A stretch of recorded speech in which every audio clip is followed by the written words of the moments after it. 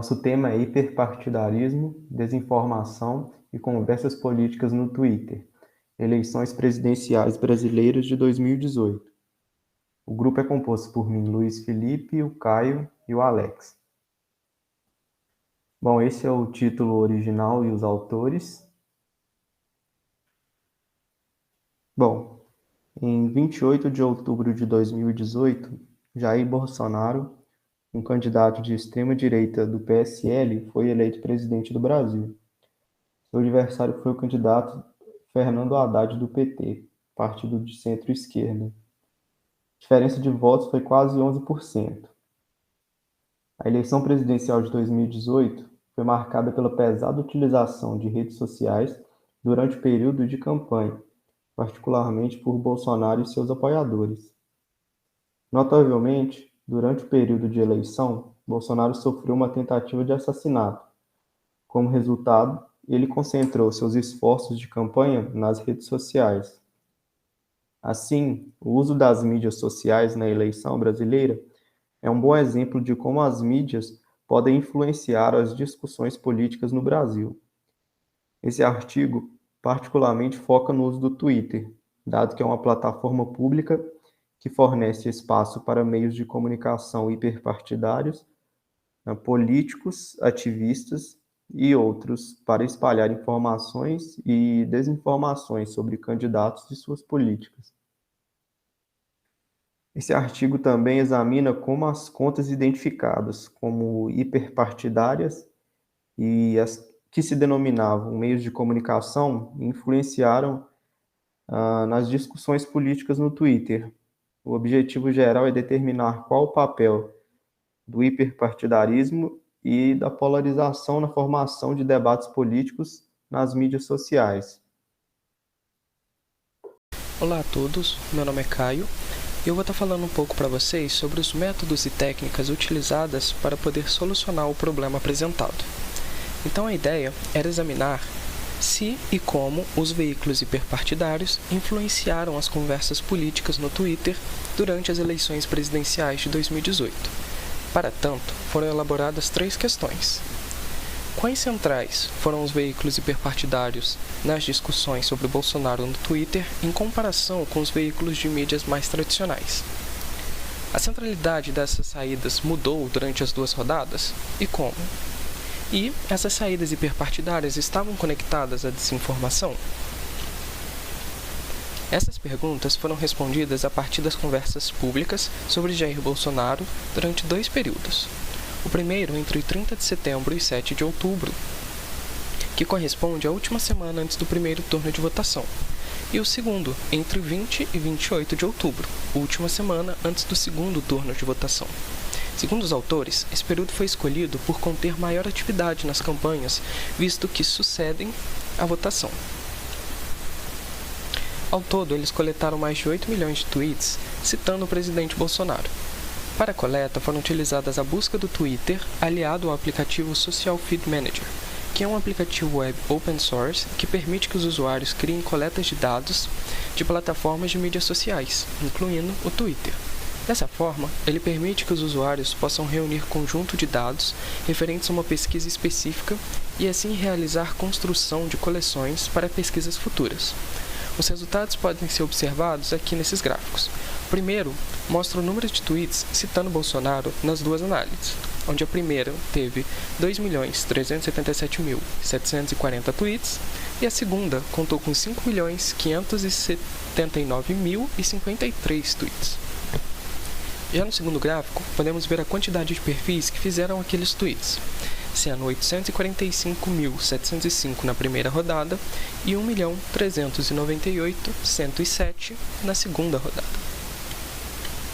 Após esse levantamento de dados, eles utilizaram scripts Python personalizados para descobrir redes de conversação, ou seja, conjuntos ou grupos de discussões, debates e conversas sobre o assunto.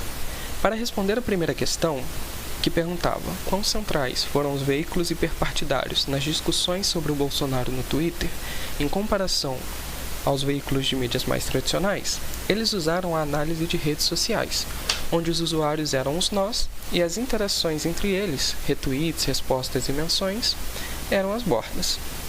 Eles utilizaram também um algoritmo de modularidade, que tinha por finalidade dividir o conjunto em módulos, também entendido como partições menores, para identificar grupos de contas altamente conectados, que nós entendemos como clusters. Após essa modularização, eles pegaram os 2 maiores clusters de cada rede de conversação, onde foram feitas análises de centralidade de grau médio e coeficiente de agrupamento.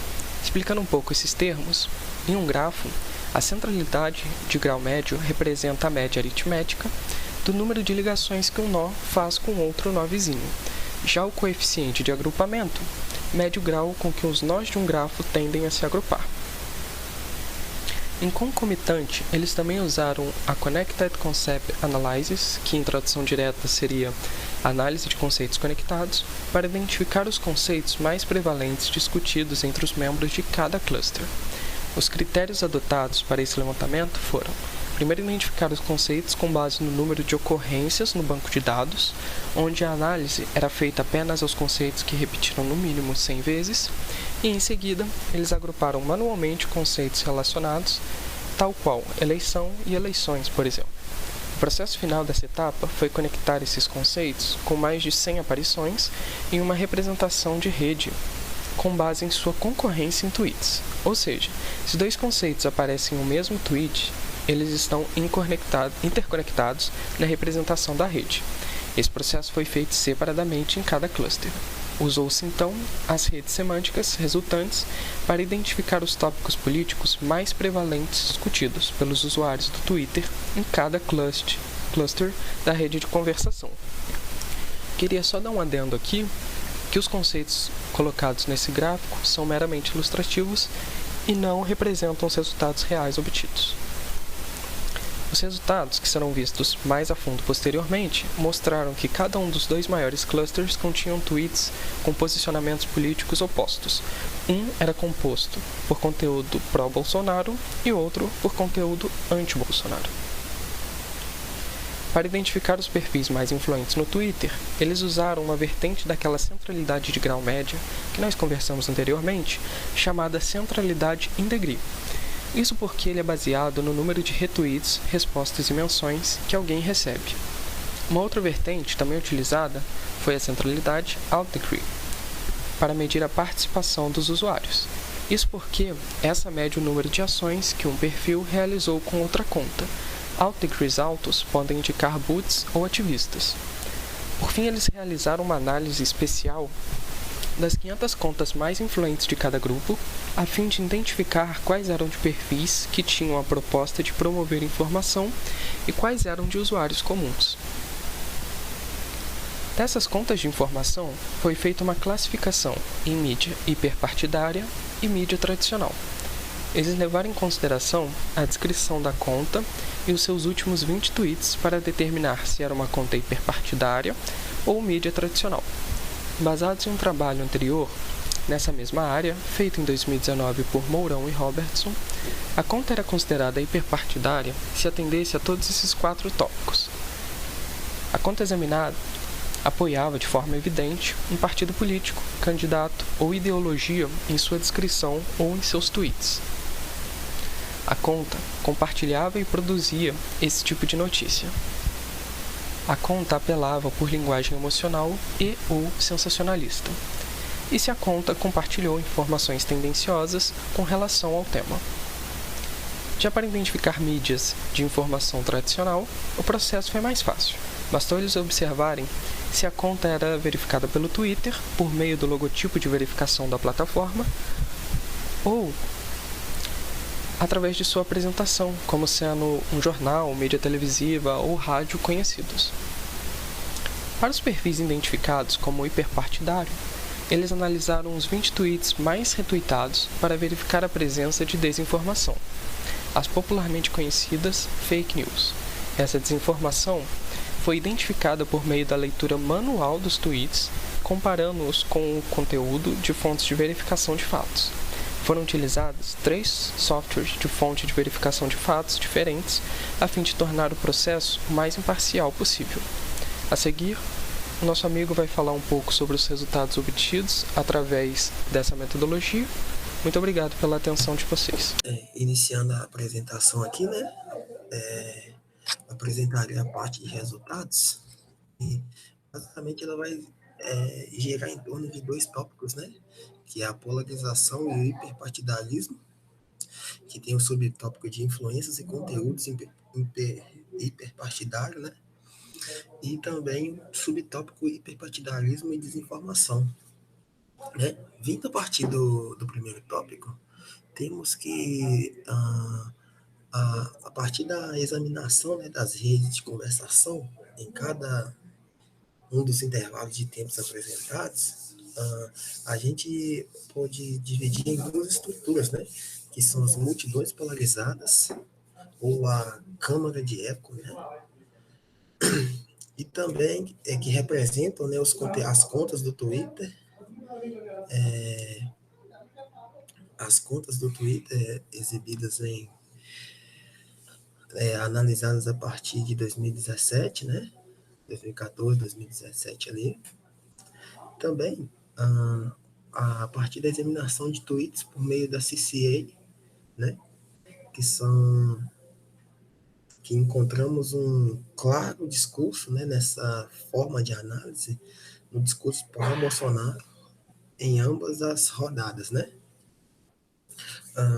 Entrando mais a fundo desse ponto, durante o primeiro turno, os principais conceitos, né, do grupo pró-Bolsonaro, né, ou seja, que estavam a favor do Bolsonaro, estavam fortemente, esses conceitos estavam fortemente ligados ao discurso de Bolsonaro em si, né. As pessoas mais citadas, né, nesses discursos são as que tinham esses discursos favoráveis ao próprio presidente, né. Por outro lado, a situação, né, o cluster, digamos assim, anti-Bolsonaro, foi caracterizado por um discurso, obviamente, né, contra o Bolsonaro, né, que envolveu também o ataque contra o Bolsonaro, principalmente discutindo a defesa de armas apresentadas pelo candidato, né? Então, esses dados eles foram analisados, né, minuciosamente, e podemos ver que a maioria dos outros candidatos, por exemplo, Ciro Gomes, Fernando Haddad, a Marina Silva, o Geraldo Alckmin, também foram apresentados na discussão, né? Nas discussões de esquerdas, como o assassinato de Marielle Franco e Cinti, que consumiu o Museu Nacional, né? Os dados, entrando mais a fundo na questão de resultados mesmo, os dados da segunda rodada mostram resultados semelhantes, né? Semelhantes ao quê? Ao primeiro resultado, na onde que existiam dois clusters diferentes, indicando que usuários de cada grupo estavam mais envolvidos na conversa que apoiaram seus respectivos candidatos, né? Que são dois clusters, o pró-Bolsonaro e o anti-Bolsonaro, né? No cluster pró-Bolsonaro, existia uma forte presença de conceitos associados ao discurso do candidato, certo? Já no cluster anti-Bolsonaro, existiam conceitos que refletiam emoções negativas em relação ao próprio candidato, né? Entrando um pouquinho na questão no subtópico, né, influenciadores e conteúdo hiperpartidário, foram examinados, né, a partir da divisão dos dados, 500 nós com maior, né, grau em cada cluster para identificar os meios de comunicação. Ou seja, no grupo pró-Bolsonaro, 66 contas pertenciam a meios de comunicação no primeiro turno e 33% no segundo turno, né? Essa porcentagem caiu do primeiro para o segundo turno. No grupo anti-Bolsonaro, né, contra o Bolsonaro, 42 contas pertenciam a meios de comunicação, sendo que no segundo turno apenas 59%. Né? Então, a gente pode ver que a partir desses dados, os resultados sugeriram que a influência do hiperpartidarismo cresceu com o tempo, né? À medida que a eleição se tornou cada vez mais polarizada em torno de grupos pró-Bolsonaro e anti-Bolsonaro, né? Falando por fim, né, foram, entrando no conceito de hiperpartidarismo e desinformação, foram examinadas 20 histórias que foram mais, que tiveram mais retweets, né, de todos os veículos hiperpartidários que apareceram em nosso conjunto de dados. E a partir dessas histórias analisadas, foi observado que continha muita desinformação presente, né, nesses retweets. A identificação da desinformação neste artigo foi feita a partir de codificação das mensagens de forma independente, né? As desinformações eram consideradas histórias falsas ou histórias com enquadramento falso, né? Por isso foi usado o meio de verificação de fatos que desmascaravam essa desinformação para guiar a codificação, né, substancial. A pontuação mais alta, em termos de um detalhe, né, apenas a título de curiosidade, a pontuação mais alta foi para as mensagens hiperpartidárias de veículos dentro do grupo pró-Bolsonaro durante a primeira rodada, que foram 64,2%, e a mais baixa giraram em torno de 51,4%. A primeira descoberta, né, uma das grandes descobertas, foi que os relatos hiperpartidários compartilhavam alguma desinformação, né? E, em segundo lugar, os meios de comunicação hiperpartidários pró-Bolsonaro compartilhavam proporcionalmente mais tweets com desinformação em ambas as rodadas. E terceiro, né, o número de tweets contendo desinformação aumentou durante o segundo turno nos campos pró e anti-Bolsonaro, né, tanto a favor quanto contra. Basicamente, os resultados giraram a partir desses dois tópicos, né? Que foram a polarização e o hiperpartidarismo, né? Onde foi centralizado em torno dos grupos pró e anti-Bolsonaro e os dados de desinformação relacionados a esses grupos. Basicamente, os resultados consistiram nisso. Então, bom, a primeira pergunta sobre como os meios de comunicação hiperpartidários centrais eram e o quanto eles influenciaram as discussões, foi descoberto que, à medida que a centralidade dos meios de comunicação hiperpartidários crescia, os meios de comunicação mais tradicionais se tornavam menos centrais e as conversas tornavam-se mais polarizadas em geral. Também foi descoberto que dois grandes clusters foram envolvidos em conversas políticas sobre Bolsonaro no Brasil. Um deles apoiava fortemente o candidato, enquanto o outro estava contra ele.